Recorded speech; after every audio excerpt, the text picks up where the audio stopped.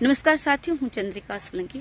સાથીઓ, છેલ્લા 2 દિવસથી સોશિયલ મીડિયાની અંદર એક વિડીયો વાયરલ થયેલો આપણે સૌ જોઈ રહ્યા છે અને એ વિડીયોની અંદર બગદાણા જેવા પવિત્ર ધામમાં નવનીતભાઈ કરીને એક નવયુવાન છે, એની ઉપર જીવલેણ હુમલો કરવામાં આવી રહ્યો છે। રાત્રે 1:30 વાગે વ્હાઇટ કલરની નંબર પ્લેટ વગરની ગાડી ત્યાં આવે છે, ધડાધડ લોકો ઉતરે છે અને લાઠીઓનો વરસાદ વરસાવે છે એ ભાઈ ઉપર અને પાઇપથી એને મારવામાં આવે છે। ગંદી ગંદી ગાળો બોલવામાં આવી રહી છે। બોલવાની વાત તો દૂર, આપણે વર્ણન તો ન જ કરી શકીએ, પણ સાંભળવામાં પણ આપણને પીડા થાય। એ વિડીયોની અંદર જે રીતે અમાનવીય વર્તન કરવામાં આવી રહ્યું છે, જીવલેણ હુમલો કરવામાં આવી રહ્યો છે, એ જોઈને આપણું હૈયું હચમચી જાય, રોંગટા ઊભા થઈ જાય અને ગમે તેવો પથ્થર દિલ ઇન્સાન હોય ને એ પણ આ વિડીયો જોઈ અને દુઃખ જરૂર અનુભવે। તો સૌથી પહેલા સવાલ એ થાય છે કે નંબર પ્લેટ વગરની જે ગાડી આવી હતી એ રાત્રે અંધારામાં 12 વાગ્યા પછી તો નીકળતી નહીં હોય, અને 12 વાગ્યા પછી પણ અંધારામાં નીકળતી હોય તો રાત્રે પણ પોલીસ પેટ્રોલિંગ હોય છે જ, અને દિવસે તો ખરું જ। સામાન્ય માણસ હોય, ગરીબ માણસ હોય, માની લો કે એનું જો વ્હીકલ નંબર પ્લેટ વગરનું હોય તો સમજી શકો છો કે એની શું હાલત થાય।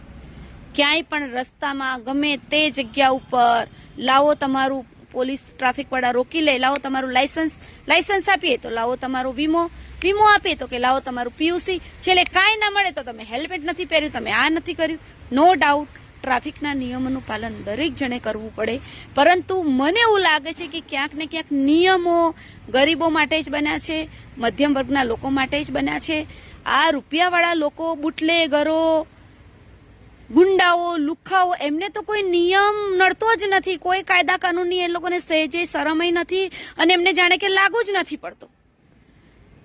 હવે આ જે નંબર પ્લેટ વગરની ગાડીમાં ઉતરેલા જે અસામાજિક તત્વો છે, જે લોકો મારે છે, એમાં નવનીતભાઈ ખુદ પીઆઈને કહે છે કે 100 વ્યક્તિએ, જયરાજભાઈએ મારી પર હુમલો કરાવ્યો છે। તો પોલીસનું કામ શું આવે? પોલીસે જે પીડિત વ્યક્તિ છે, જે અન્યાયનો ભોગ બનેલી વ્યક્તિ છે, જેની પર જીવલેણ હુમલો થયો છે, એની વાતને શાંતિથી સાંભળવી પડે।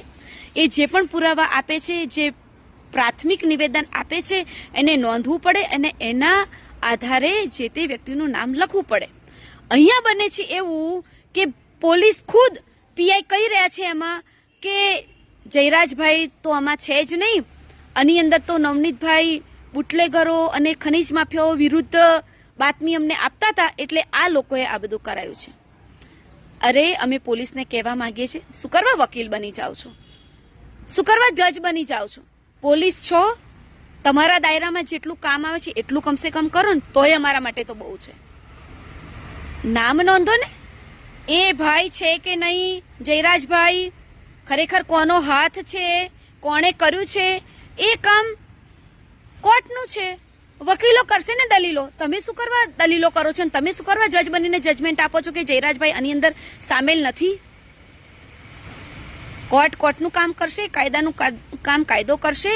પહેલા એફઆઈઆર તો લખો વ્યવસ્થિત રીતે, સત્યના આધારે દાખલ તો કરો ગુનો, નામ તો એનું લખો।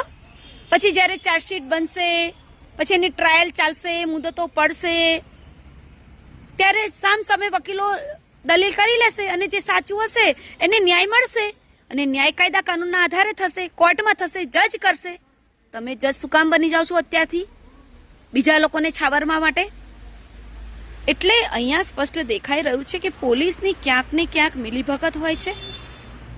પોલીસ ક્યાંક ને ક્યાંક ગુનેગારોને છાવરવાનું કાયમ કામ કરતી જ આવી છે। મોટે ભાગે સામાન્ય માણસોએ પોતાની ફરિયાદ જો લખાવી હોય તો એને નેજા આવી જાય, એને પસીનો જ છૂટી જાય। અમે તો ભૂતકાળમાં ઘણા ઉદાહરણો એવા જોયા છે ને તમને બધાને ખ્યાલ હશે કે હત્યા થઈ જાય, બળાત્કાર થઈ જાય તો એફઆઈઆર લેવામાં નથી આવતી, સામાજિક આંદોલનો કરવામાં આવે, લાશો લઈને પોલીસ સ્ટેશને બેસી રહેવું પડે, દિવસોના દિવસો સુધી નારા બોલવા પડે, ધરણા પ્રદર્શન કરવા પડે, ભૂખ હડતાલો કરવી પડે, ત્યારે તો ગુનો નોંધવામાં આવે છે।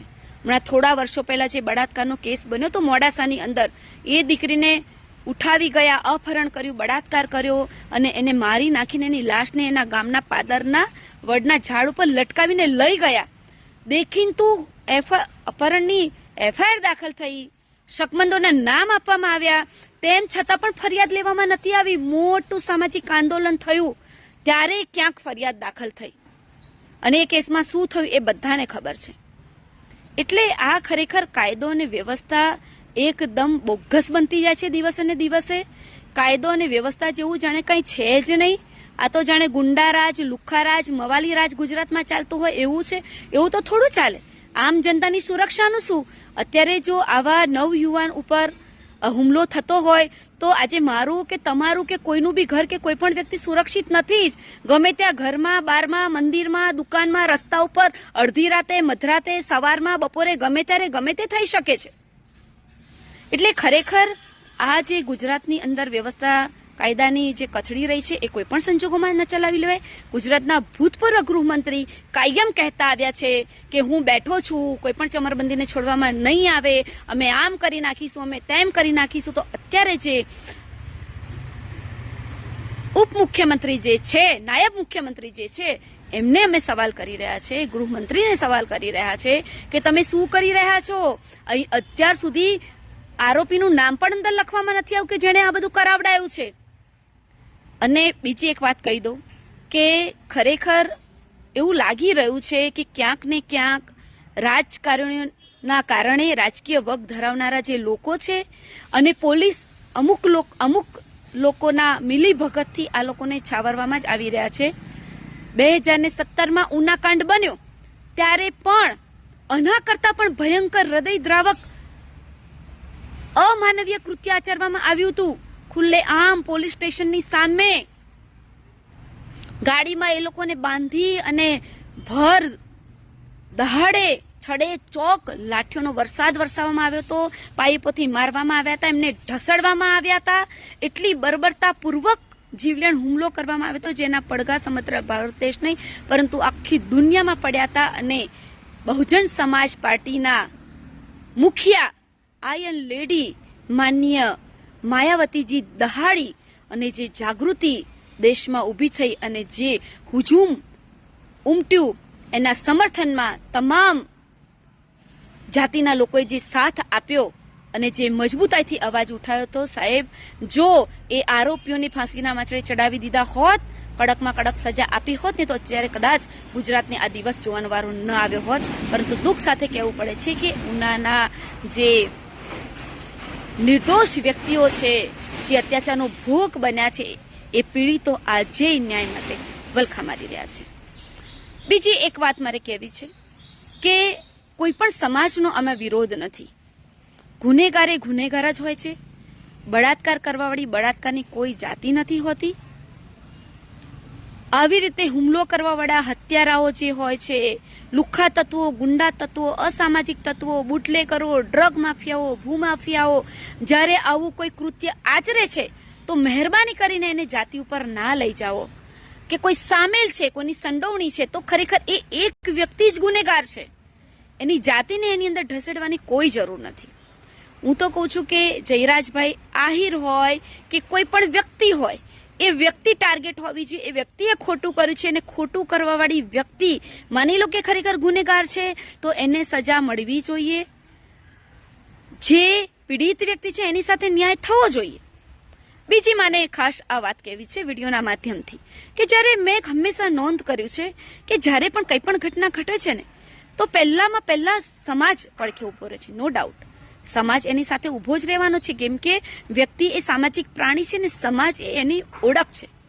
પરંતુ એઝ અ એક ભારતીય તરીકે, એક ગુજરાતના નાગરિક તરીકે, એક જનતા તરીકે, જાગૃત વ્યક્તિ તરીકે મારું એવું સ્પષ્ટ માનવું છે કે જ્યારે કોઈ પણ પ્રકારનો અત્યાચાર થતો હોય છે, કોઈ પણ વ્યક્તિ, પછી એ મહિલા હોય, યુવાન હોય, એ વૃદ્ધ હોય, એ નાનું બાળક હોય, કોઈ પણ ગુજરાતની વ્યક્તિ, ભારત દેશનો વ્યક્તિ માની લો કે અન્યાય, અત્યાચાર, શોષણ નો ભોગ બને છે તો એના પડખે એ વ્યક્તિ જો સાચી છે ખરેખર તો એના પડખે ઊભા રહેવાની જવાબદારી ફક્ત એના સમાજની જ નથી, તમામ વ્યક્તિની હોય છે. એટલે અત્યારે કોળી સમાજ નવનીતભાઈને ન્યાય અપાવવા માટે મેદાને તો ઉતર્યું જ છે. પરંતુ મારું એવું માનવું છે માનવતાની દ્રષ્ટિએ, એક એઝ અ ભારતીય, એક એઝ અ ગુજરાતી હોવાના નાતે સત્યનો પક્ષ લેવાનો ખરેખર કર્તવ્ય, ફરજ તમામ લોકોની છે. એટલે તમામ લોકોએ આજે નવનીતભાઈને ન્યાય અપાવવાના પક્ષમાં ઊભું રહેવું જોઈએ. ન કેવલ એવું જોવું જોઈએ કે આહિર સમાજ છે એટલે પેલા લોકો એને બચાવવા માટે આવે અને આ બાજુ કોળી સમાજ ન્યાય માટે અહીંયા ઉતરે, એવું નથી હોતું. હું આ વિડીયોના માધ્યમથી અપીલ કરું છું તમામ સમાજને કે આરોપીઓ કોઈ પણ સમાજના હોય એને બક્ષવા ન જ જોઈએ, એને સજા મળવી જ જોઈએ. એની કોઈ જ જાતિ નથી હોતી. ન્યાયના પક્ષમાં ખરેખર ઊભું રહેવું જોઈએ. સાહેબ, કાલે આપણો પણ વારો આવી શકે છે કે આપણા ઘરમાં યુવાન દીકરા દીકરીઓ છે, આપણને પણ ક્યારેક માર પડી શકે છે. એટલે ખરેખર ગુજરાતની જે જનતાની હાલત થઈ રહી છે, કાયદો અને વ્યવસ્થા જે દિવસે ને દિવસે કથળી રહ્યું છે અને લુખ્ખાઓ, ગુંડાઓ, બુટલેગરો, ડ્રગ માફિયાઓ, ભૂમાફિયાઓ, ખનીજ માફિયાઓ જે રીતે ખુલ્લે આમ છાકટા બની ગયા છે, એમને કોઈના બાપની બીક રહી નથી. પૈસાના જોરે, વગના જોરે ગમે તેવા કેસો એને દબાઈ દેવામાં આવે છે, લોકોને ખરીદી લેવામાં આવે છે. પોલીસને પણ પૈસા, સામ દામ દંડ ભેદ રાજકીય વગ લાવીને પણ દબાણ ઊભું કરવામાં આવે છે. ક્યારેક ઘણા કિસ્સામાં પોલીસ સારી પણ હોય છે, એ સારી ભૂમિકા ભજવવા માંગતી પણ હોય છે, પણ એવા વગદારોથી એમને એવા પ્રેશરમાં મૂકવામાં આવે છે કે ક્યાંક ને ક્યાંક એ લોકો અંદર હલવાઈ જાય છે.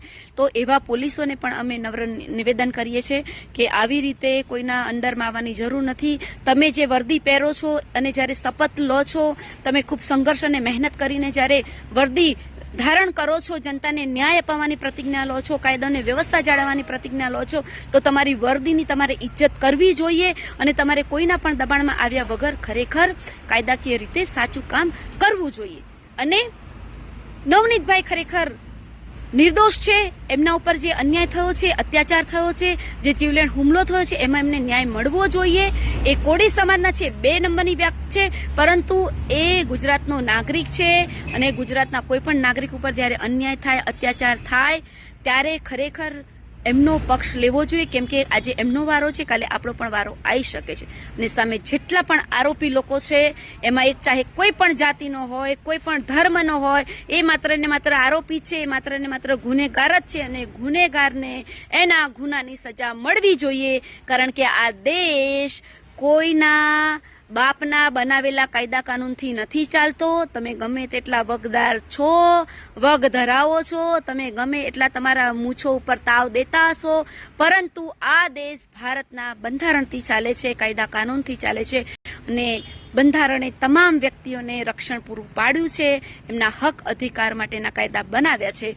ત્યારે આ કેસની અંદર જે સત્ય હકીકત છે એ બહાર ખરેખર આવવી જોઈએ અને આની અંદર ન્યાય થવો જોઈએ. અને નવનીતભાઈ સાથે જે કંઈ બન્યું છે એ ગુનો આચરવાવાળા તમામ વ્યક્તિઓને આકરામાં આકરી સજા મળે, જેથી આવનાર સમયમાં ગુજરાતની અંદર, આ ગુજરાતને અમે યુપી, બિહાર, બાંગ્લાદેશ બનાવવા માંગતા નથી. આ અમારું ગુજરાત છે. આ ગાંધીનું, સરદારનું અને ડોક્ટર બાબા સાહેબ આંબેડકરની સંકલ્પ ભૂમિનું ગુજરાત છે. આ ગુજરાતને અમે ગુજરાત જ રહેવા દેવા માંગીએ છીએ. આ ગુજરાતની અંદર બહારના રાજ્યોની અંદર જે ખુલ્લેઆમ હત્યા, મારપીટ, બળાત્કાર, લૂંટફાટ થઈ રહી છે, એવું અમે કતઈ થવા દેવા માંગતા નથી.